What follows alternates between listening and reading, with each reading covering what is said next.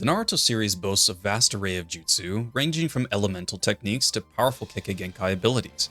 While Kekkei Genkai are revered for their potency, they're limited to those born with specific genetic traits or those who acquire the cells of individuals possessing such abilities. However, there exist certain techniques of equal might, unbound by bloodline restrictions, accessible to anyone willing to train diligently. Today, let's delve into one such formidable technique, the 8 Gates. Before delving deeper, consider supporting the channel by liking the video and subscribing. Now, back to gates. The gates function as regulators of chakra flow within the body, typically limiting an individual's chakra usage to 20%, thereby preventing overexertion. Through training, individuals can unlock these gates, progressively accessing greater reservoirs of their chakra. Each gate unlocked bestows heightened levels of physical prowess and speed upon the user. However, the 8 gates are akin to a forbidden jutsu, offering immense power at the cost of endangering the user's well-being. Mastering this technique is said to be exceedingly challenging, with severe repercussions. Kakashi, for instance, admonished Guy for imparting this knowledge to Lee, underscoring its risks. So what are the consequences? The very thing that has made this into a forbidden jutsu? Well, actually, the first 3 gates offer very little in the way of permanent or even short-term repercussions that any notable shinobi couldn't overcome. We see this while Lee was fighting Gaara, and utilizing the primary lotus. There was a moment, however brief, where he exhibits signs of pain during the upwards kicks. But later on, we get a reaction from Kakashi about Lee's muscles tearing, only after he had opened the 4th gate and was performing the hidden lotus. Which, let me talk about for a second because it's pretty insane. To be able to pinball someone like this in an area of this size is a ridiculous feat that not every user of the gates technique will be able to manage. Lee is a special case in this regard, but through this, we can begin unraveling how powerful this technique is. Back to the consequences then. And as I was saying, it wasn't until Lee had opened the 4th gate that he showed any signs of real damage other than fatigue and some pain. And if those are the limiting factors to utilizing a jutsu that is so powerful that it was deemed forbidden, then it really should put in perspective how crazy it is that everyone isn't learning them at least to this level. So then it must be extremely difficult to learn, right? Well, I'd argue once again that's still a no. The fact that Might Dai, despite his lack of skill, mastered all 8 gates over 20 years speaks volumes about the accessibility rather than the difficulty of learning them. His son, Might Guy, inherited this knowledge from his father, unlocking the full potential of the 8 gates. Guy is another special case because he epitomizes the mastery of the gates and not just the ability to use them like his father was. I'd go so far as to say that no other user of gates will ever be able to achieve this level of mastery and usage. And I'm not saying that everyone should even strive to get to his level, or devote the energy that it would require to learn something like Hirudora or Asakujaku, but I'll digress for a moment. Guy's pupil, Rock Lee, learned to open multiple gates under his mentor's guidance, showcasing remarkable progress from opening the first 5 gates in Part 1 to most, if not all, by adulthood. This is the first time we had seen a child activating the gates, especially to this extreme. With only a few years of training, he was able to unlock 5 of the 8 total gates.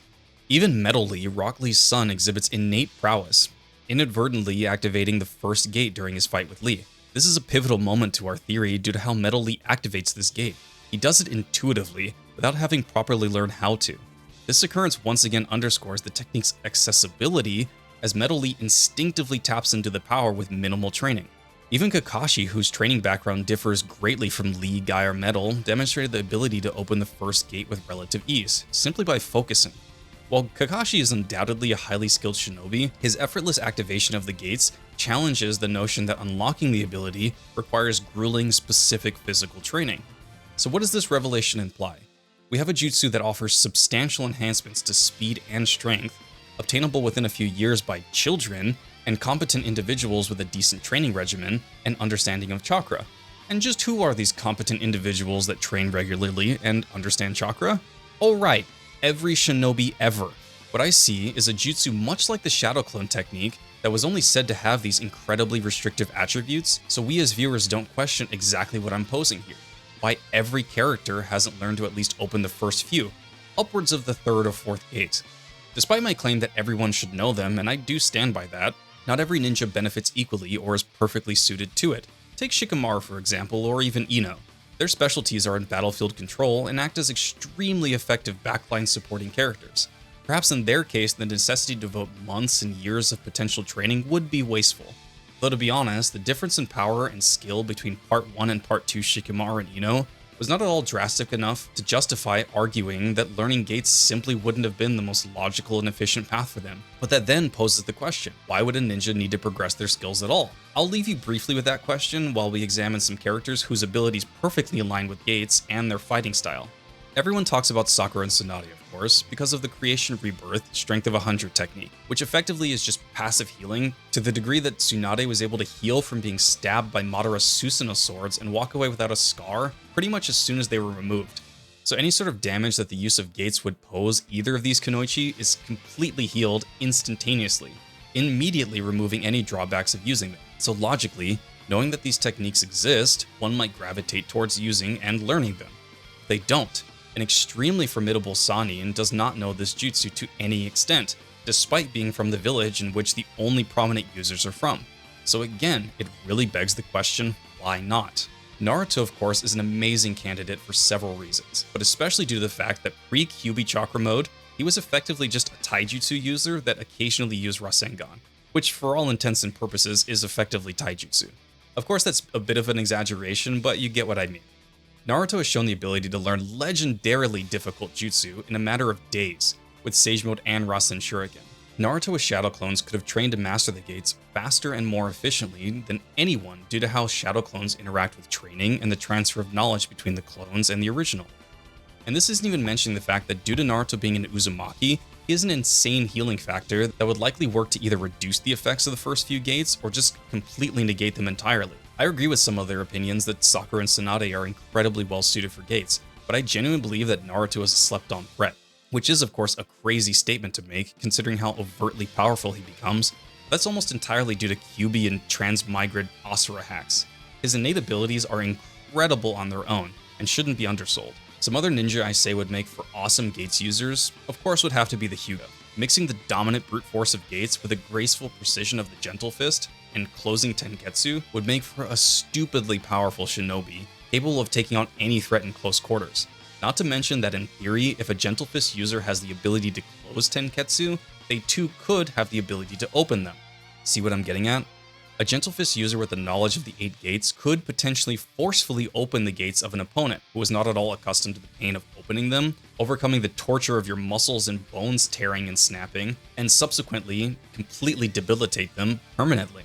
You want a hot take though? Imagine Onoki as a gates user, combining the speed and power of gates with his unique ability to manipulate gravity using the lightweight rock and added weight rock techniques could yield devastating results. Picture him perfectly balancing his weight at critical moments, enhancing his agility while also adding tremendous force to his attacks by manipulating gravity to amplify the impact of his blows. So we've established by this point that this jutsu really isn't gated behind any real inhibitors that any child could overcome with a little bit of dedication. A jutsu that if utilized intelligently can have zero drawbacks or consequences to its use. And there are already shinobi that can innately overcome the challenges that the gates may pose to learning or managing the use of, or that have already specialized in the exact techniques that would prove to completely invalidate any drawbacks of the technique. And we did all of this with only statements in jutsu that are native to the canon. So we still have the question, why doesn't everybody learn gates? Well, I actually have a good answer to this question. It's because the shinobi generation we are most familiar with, Naruto's, hasn't faced or been in enough constant fear and danger that they needed to adapt, change, and grow. It's that simple. They are the Wall-E chairmongers of shinobi history. Let me explain. Recall the tumultuous Warring States period where shinobi like Hashirama and Tobirama faced constant peril from infancy until their last breaths. And what did that produce? Legendary shinobi. Hashirama, the most powerful and revered shinobi to ever exist, until Kishimoto introduced Alien Space Mommy. Tobirama, a water release user of such proficiency that he didn't need a pre-existing source to manifest his jutsu. Even Kisame, who is argued to be the best water release user, either had to spit out his jutsu or use bodies of water before launching them.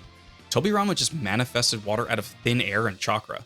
Not only that, Tobirama created some of the most mind-blowing techniques whose effects rippled on for generations beyond his time, with the Flying Thunder God techniques that basically defined Minato, Shadow Clones and Edo Tensei, which are probably the two most powerful non-Biju, non-Kekkei Genkai techniques to ever exist, and they did this in extremely hostile environments where adaptation was paramount, leading these shinobi to become the epitome of strength and skill.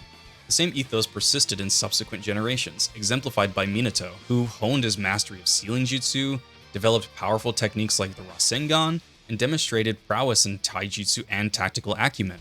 His motivations weren't merely to achieve the title of Hokage like Naruto's, but to safeguard himself and his comrades from imminent and real threats. Until Pain attacked in Shippuden, 16 years after Naruto was born and Obito attacked Konoha with a Kyuubi, what were the threats that Konoha faced? Zabuza? That's laughable. Orochimaru? Nope, because Hiruzen dealt with that. They were really only in danger when they were sent out on missions and things went sour. It wasn't until the tragic death of Jiraiya and the realization of a significant threat that Naruto was compelled to evolve rapidly, mastering Sage Mode in a matter of days. These pivotal moments underscore the importance of stimulus and necessity in driving growth and adaptation, as evidenced by Naruto's remarkable feat achieved in a short period. So why doesn't everyone know Gates? The reluctance to embrace the Gates stems from the era of peace in which Naruto's generation was raised. Unlike previous generations, they were not subjected to constant peril, which necessitated the adaptation and growth seen in legendary shinobi like Hashirama and Tobirama. In conclusion, the scarcity of Gates users can be attributed to the complacency bred by an era devoid of constant threats, contrasting starkly with the tumultuous environments that forged legendary shinobi of the past. Thus, the Gates remain a potent yet rarely mastered technique in the modern shinobi world. Thanks for watching. If you enjoyed, leave a like, it helps a lot. And let me know what you think of this theory. Peace.